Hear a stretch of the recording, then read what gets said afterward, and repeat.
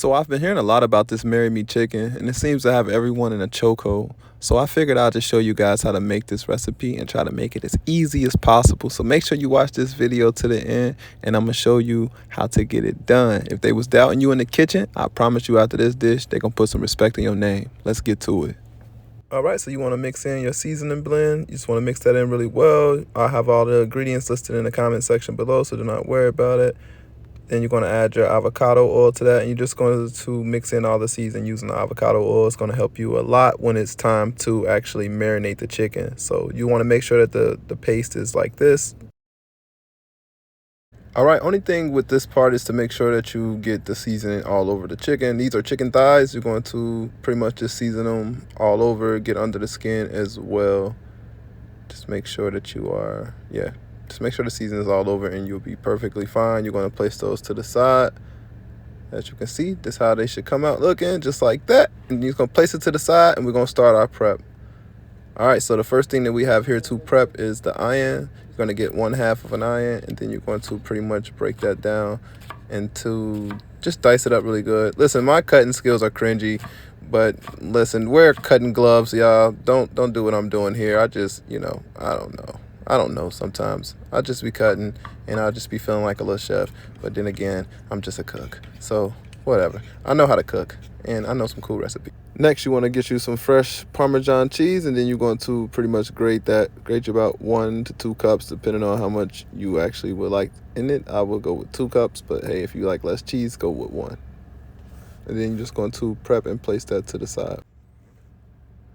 All right, so you want to get you about a tablespoon of oil. You want to add that to your hot cast iron skillet. Then you're going to place in your chicken. You're just going to place them in, and we're going to cook each side for about 5 to 6 minutes. We're just trying to brown each side.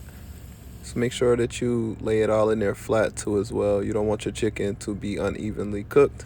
Again, remember, we're just getting it brown, so we're not going to be cooking it all the way through. We're just going to be browning it. Just trust the process and let me lead you on the way. All right, so once it's done, this is what it should look like. See, mine's a little charred. Just make sure you guys do not leave the grill. Please don't leave your skillet. Whatever you're cooking this on, do not leave, all right?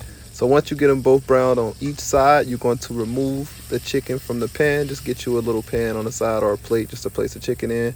You can just place it to the side. We're going to be bringing it back.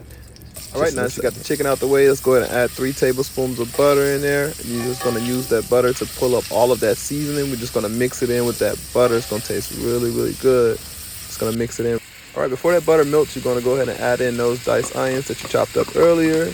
And you're going to add in the garlic. Now, see, I kind of struggled trying to get the garlic into the pan because I was trying to record it with one hand on top of get the garlic in. So it was a mess. But you want to add just some garlic to that as well, and you're just going to mix that in there. Just going to mix them all in. We're just going to saute that. Again, I'm working with one hand, so just bear with me with this. You're going to add in 1 cup of chicken broth, and you're just going to mix that in there and bring that to a boil. You're going to add 1 tablespoon of flour to that. Maybe like a tablespoon, maybe a tablespoon and a teaspoon. That's a little bit more than a tablespoon, but you get the point. Add a tablespoon to that. All right, then we're gonna add 2 cups of heavy creamer. So you wanna get heavy creamer, not half and half, get the heavy creamer. It's just gonna make a more thick consistency. It's gonna do really good with the flour. Just trust me, get the heavy creamer over the half and half. If you wanna spice it up a little bit, just go ahead and add you some Cajun seasoning to the top.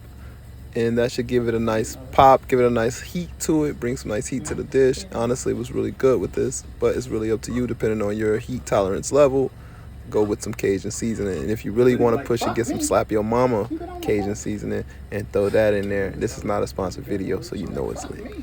All right, and then you're just going to bring that up to a boil. Once it starts to thicken up, we're going to move to the next step. All right, so next we're going to add in our fresh spinach. Get you some fresh spinach. And you're just going to add as much as you would like to that. Then we're going to add in our Parmesan cheese. I just went with about 2 cups of Parmesan cheese.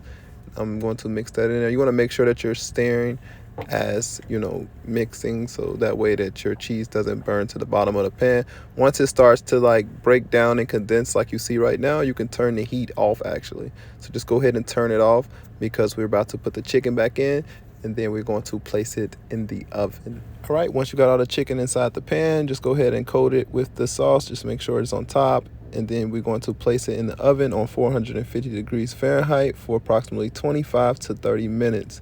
My advice is just to keep your eyes on it. Make sure you check it every probably 15 minutes. I would check it and then check it again at 20 minutes. Just keep checking it periodically, but especially around like the 15-minute, the 20-minute mark, definitely just start checking and make sure everything is good. But make sure you temp it. The internal temperature should be greater than 165 degrees. But if you want to get that perfection temperature, it's safe to say that no one's going to be leaving anyone after trying this dish. But hey, let me know what you guys think in the comments section. Let me know what you'd like to see me do differently. Peace.